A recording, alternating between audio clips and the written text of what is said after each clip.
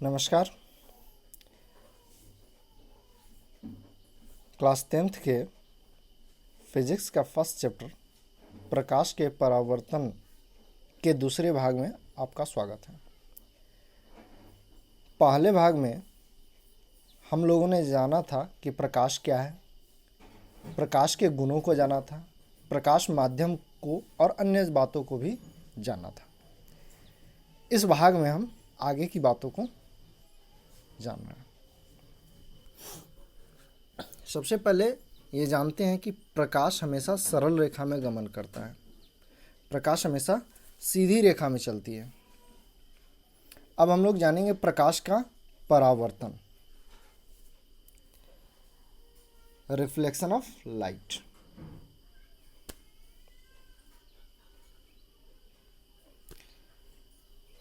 प्रकाश के किरणों का किसी माध्यम में चलकर किसी परावर्तक सतह से टकराकर वापस उसी माध्यम में लौट आने की घटना को प्रकाश का परावर्तन कहते हैं।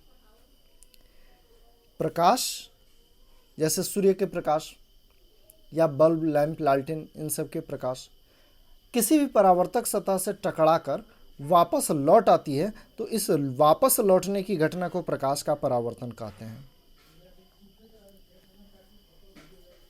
प्रकाश के परावर्तन में हमें एक बात को ध्यान में रखना होगा कि यह हमेशा किसी न किसी परावर्तक सतह से टकराकर ही होता है।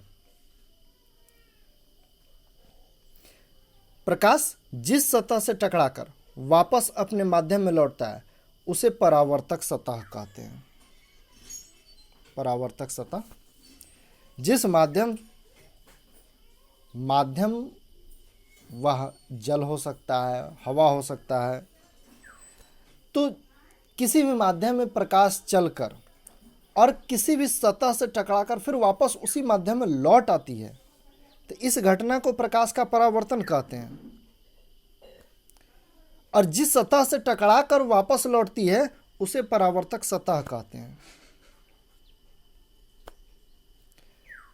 परावर्तक सतह की प्रकृति के अनुसार परावर्तन दो प्रकार के होते हैं। पहला है नियमित परावर्तन। परावर्तन की वैसी घटना जिसमें सभी आपतित किरणें तथा सभी परावर्तित किरणें समांतर होती है, नियमित परावर्तन कहलाती है। यहां देखिए, सभी आपतित किरणें और सभी परावर्तित किरणें समांतर होती है, यानी कि समांतर रूप से आने वाली किरण परावर्तन के बाद जो परावर्तित किरणें होंगी वह भी अगर समांतर हों तो वहाँ हम कह सकते हैं कि नियमित परावर्तन हो रही है। और यह नियमित परावर्तन बिल्कुल चिकने एवं चमकीले सतह पर होता है। दूसरा है अनियमित परावर्तन। परावर्तन की वैसी घटना जिसमें आपतित किरणों के समांतर होने के बावजूद परावर्तित किरणें समांतर नहीं होती हैं, अनियमित परावर्तन कहलाती हैं। यहाँ देखिए, ये रुखड़ा सतह है, तो यहाँ पे आने वाली किरणें तो समांतर हैं, लेकिन वापस उस सतह से, परावर्तक सतह से टकराकर वापस लौटने वाली किरणें समांतर नहीं होती हैं, तो इनको अनियमित परावर्तन कहते हैं। और यह रुखड़ी सतह पर होता है। आगे आपतित किरण को जानेंगे, इंसिडेंट रे। किसी प्रकाश स्रोत से निकलकर परावर्तक सतह से टकराने वाली किरण को आपतित किरण कहते हैं। यानी प्रकाश स्रोत से आने वाली किरण आपतित किरण होती है।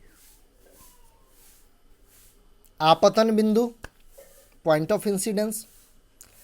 आपतित किरण परावर्तक सतह के जिस बिंदु से टकराती है उसे आपतन बिंदु कहते हैं। किरण जो किसी भी प्रकाश स्रोत से आ रही है वह किसी भी परावर्तक सतह के जिस बिंदु पर टकराती है उसी बिंदु को आपतन बिंदु कहते हैं। अगला है परावर्तित किरण। परावर्तक सतह से टकराकर वापस लौटने वाली किरण को परावर्तित किरण कहते हैं। फिर अभिलंब, आपतन बिंदु पर डाले गए लंब को अभिलंब कहते हैं। अभिलंब, आपतन बिंदु पर डाले गए लंब को अभिलंब कहते हैं। आपतन कोण, एंगल ऑफ इंसिडेंस, आपतित किरण तथा अभिलंब के बीच बनने वाले कोण को आपतन कोण कहते हैं। इसे एंगल आई से सूचित किया जाता है। परावर्तन कोण, एंगल ऑफ रिफ्लेक्शन,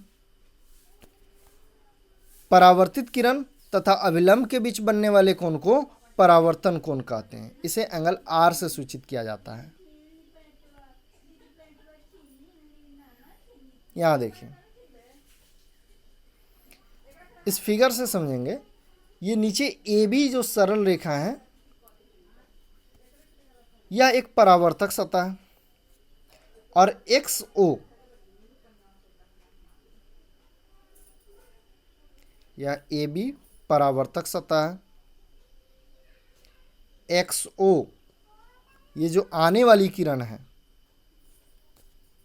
यह आपतित किरण है। यह आपतित किरण परावर्तक सतह के बिंदु O पर गिर रही है। तो यह बिंदु O आपतन बिंदु है। बिंदु O से OI यह किरण टकराकर वापस लौट रही है, तो इसे परावर्तित किरण कहेंगे। और इस सतह AB के बिंदु O पर एक लंब डाला गया है ON।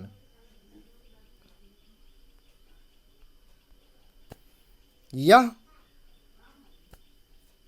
ON जो है, यह अभिलंब कहलाएगा।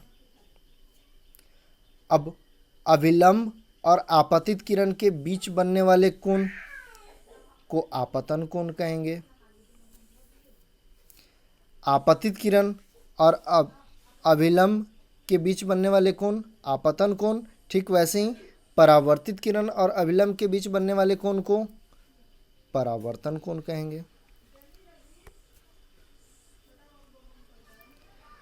तो इस फिगर से स्पष्ट है, आपतित किरण, परावर्तित किरण, अभिलंब, आपतन बिंदु, आपतन कोण और परावर्तन कोण। अब हम लोग प्रकाश के परावर्तन के नियमों को जानेंगे। प्रकाश के परावर्तन के नियम। प्रकाश के परावर्तन के दो नियम हैं।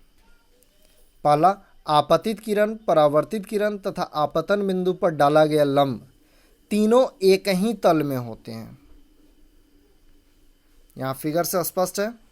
आपतित किरण, परावर्तित किरण तथा अभिलंब, ये आपतित किरण, ये परावर्तित किरण और अभिलंब, ये अभिलंब, तीनों एक ही तल में स्थित हैं।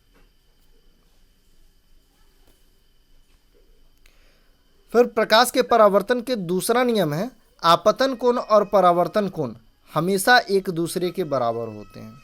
इसको भी फिगर से समझिए। ये आपतन कोण और यह परावर्तन कोण, ये दोनों हमेशा बराबर होंगे।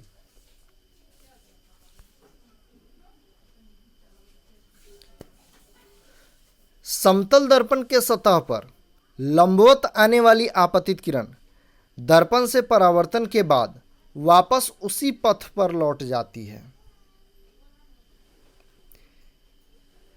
यदि कोई समतल दर्पण है तो उस पर अगर कोई प्रकाश किरण लंबवत आती है, तो लंबवत अगर आती है तो उसके लिए अभिलंब और आपतित किरण के बीच बनने वाली कोण 0 डिग्री होगी। और हम प्रकाश के परावर्तन के नियम से जान रहे हैं कि आपतन कोण और परावर्तन कोण बराबर होते हैं, इसलिए 0 डिग्री के कोण पर ही वह परावर्तित भी होगी। और यही कारण है कि वह जिस पथ पर आती है उसी पथ पर वापस लौट जाती है।